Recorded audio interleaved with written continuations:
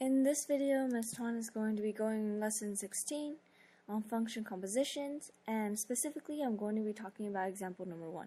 So example number 1 we're actually going to be talking about in class and going over it, but at the same time I want to put this into a video, so for those of you who want to just have the discussion one more time, you can look at this video, or for those of you who missed Thursday, this is a great place to look. Okay.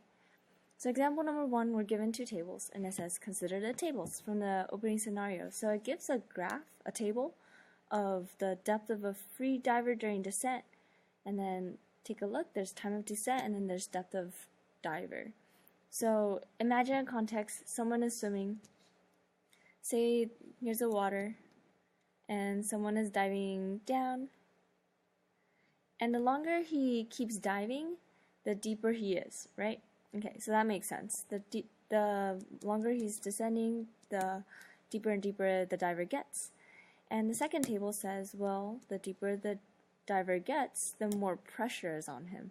So if you don't understand what pressure is, think back to the time when you may have dived really deep into a pool, you start to feel that pressure on your eardrums.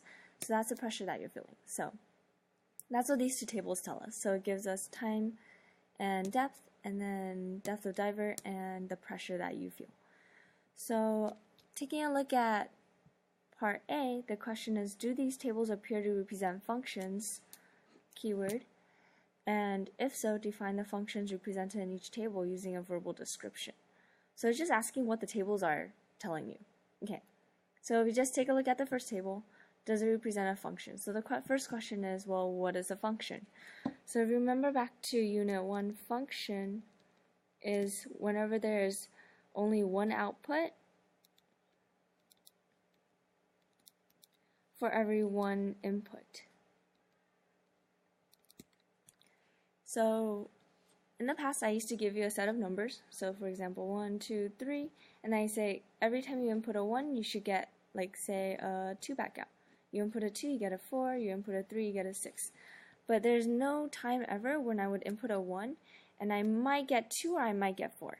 If you could get two different numbers, then it's not a function. So this would be a function, but if I added another arrow where 1 could either give me a 2 or a 4, then it's no longer a function. Okay, so that is the definition of a function. So take a look at these tables. If you just think about it, any time, the amount of time you dive, the certain depth is different. So each time corresponds to a certain depth. Each depth corresponds to a certain pressure. So it takes just based on the table that they give us, the scenario that we have, it looks like both of them are functions. So we're going to say yes, both are functions.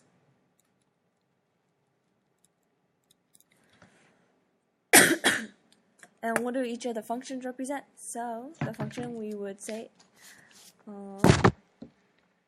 for table number 1, we would say the depth of the diver, depth of the diver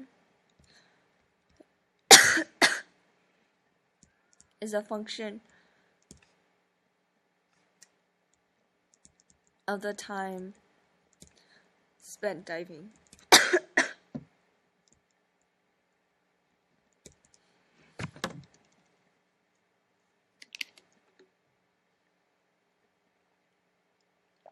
Now in the same way, I want you to come up with a function name for the second table.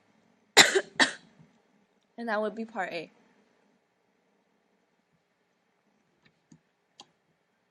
Now part B starts going over another concept that we've talked about, which is domain and range. Remember, domain is all the set of numbers that you can plug in, and range is a set of numbers that you get back out. So in our first example, our first table, what numbers are we plugging in? Well, we're plugging in time of descent. And then when we get back out, the information that we get back out is the depth. So what kind of numbers can you plug in for time? Well, in this case, if we take a look at the numbers, we have 20, 40, 60, 80. But the thing is, this is time. It doesn't have to take place in intervals of 20 seconds. I can have 10 seconds, I can have 50.5.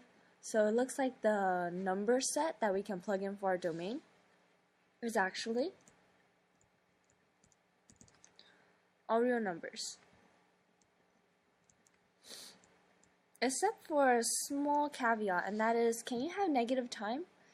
In physics, you might think that there are, but at the same time, I want you to just think about in real-world applications, we don't actually have negative time. So I'm going to go ahead and change this number, not just to real numbers, but I'm going to change it to non-negative real numbers.